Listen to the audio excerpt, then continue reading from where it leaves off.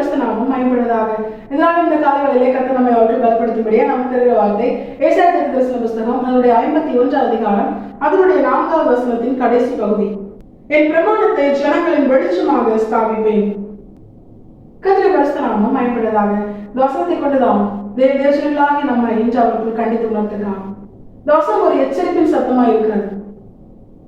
கர்த்தர் தம்முடைய பிரமாணத்தை தேவஜனங்களாகி நமக்கு வெளிச்சமாக அவர் ஏற்படுத்தி இருக்கிறார், ஸ்தாபித்து இருக்கிறார்.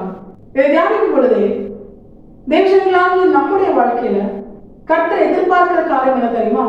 நம்முடைய வாழ்க்கை வெளிச்சம் உள்ளதா இருக்கணும். ஆனா இன்று அநேகருடைய வாழ்க்கையில அவர்களுடைய வாழ்க்கை வெளிச்சத்திற்கு உட்பட்டதா இல்லாமல் இருளுக்கு உட்பட்டதாகவும் இருளின் ஆதிக்கம் நிறைந்ததாகவும் பிசாசினாலும் அவனுடைய பொல்லாத இருளுக்குரிய கிரியைகளினாலும் ஆளுகை செய்யப்படுகிறதாக இருக்க என்ன காரணம்? அதற்கான பதில் தான் இந்த வசனம்.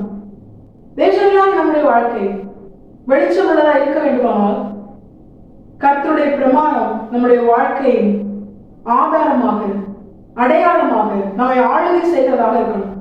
இங்கே பிரமாணம் என்பது ஆண்டவராக இயேசு கிறிஸ்துவை தான் வெளிப்படுத்துகிறது.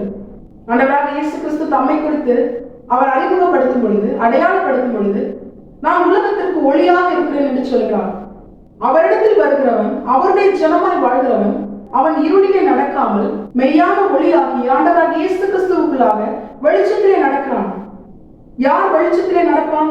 எவன் ஒருவன் இருளுக்குரிய அருவருப்பான பாவ கிரியைகள் தன்னுடைய வாழ்க்கையில் இல்லாமல் பரிசுத்தமாய் வாழ்கிறானோ அவனால் தான், அவன் மட்டும்தான் வெளிச்சத்திலே நடப்பான்.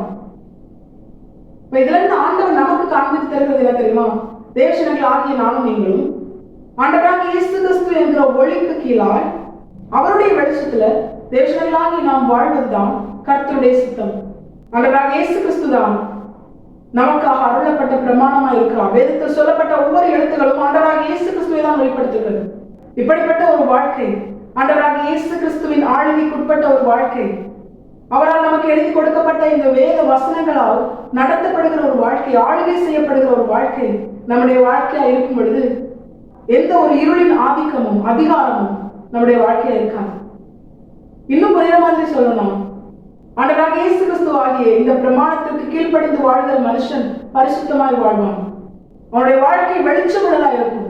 அங்கே பாவம் என்கிற இருள் இருக்காது. எந்த ஒரு மனுஷனுடைய வாழ்க்கையில பாவம் என்கிற இருள் இருக்கிறதோ அந்த மனுஷனுடைய வாழ்க்கையை தான் பிசாசு ஆளுகை செய்யும். தேசங்களாக நாம் இதை உணர்ந்தார். இருளின் ஆதிக்கம் நம்முடைய வாழ்க்கையில் இருக்கக்கூடாதுனா, பிசாசு நம்முடைய வாழ்க்கையை ஆளுகை செய்யக்கூடாதுனா, நம்முடைய வாழ்க்கை வெளிச்சம் உள்ளதாய் மலையின் மேல் உயர்த்தப்பட்ட பட்டணமாய் அநேக நம்மிடத்திலிருந்து வெளிப்படுகிற வெளிச்சத்தை கண்டு மெய்யான ஒளியாகி ஆண்டவராக இயேசு கிறிஸ்துவை அறிந்து கொள்ள கர்த்தர் நம்மை பயன்படுத்த வேண்டுமானால் நாம் முதலாவது கர்த்தர் நமக்கு எழுதி கொடுத்த இந்த வேத பிரமாணத்திற்கு, கர்த்தர் நமக்கு எழுதி கொடுத்த இந்த பிரமாணத்திற்கு நாம் கீழ்ப்படிந்து பரிசுத்தமான வாழ்க்கை வாழ்ந்து மெய்யான ஒளியாகி ஆண்டவராக இயேசு கிறிஸ்துவை தரித்துக் கொண்டு நம் நிமித்தம் அநேக கிறிஸ்துவினிடமாய் கிட்டி சேர தேவஜனங்களாகி நாம் பரிசுத்தமான வாழ்க்கை வாழ நம்மை முழுமையாக கர்த்தரை பார்த்து அர்ப்பணிப்போம். கர்த்தர் சொன்னபடியே நம்முடைய வாழ்க்கையில் அவரை ஒளியாக இருந்து நம்முடைய வாழ்க்கையை வெளிச்சமாக மாற்றி நம் நிமித்தம் அநேக கிறிஸ்துவை அறிந்து கொள்ள, அந்த மெய்யான ஒளியை அறிந்து கொள்ள கர்த்தர் கிருபை செய்வது அதிக நிச்சயம். தேசங்களாகி நாம் இது வந்தவர்களாக இந்த வசனத்துக்கு கீழ்ப்படிந்து வாழ நாம் நம்மை முழுமையாக கர்த்தரை பார்த்து அர்ப்பணிப்போம். கர்த்தர் இந்த வசனத்தை கேட்டு அனைவரையும் மாஸ்டர் வழிநடத்துவாராக. கர்த்தரை பரிசுத்தம் மட்டுமே பயன்படுவதாக. மாறனாதா இயேசு வருகிறார். ஆயத்தமாகவும் ஆயத்தப்படுத்துவோம். ஆமென். பலன் ஒன்றுமில்லை என்று நான் அறிவேன், அவர் பலனின்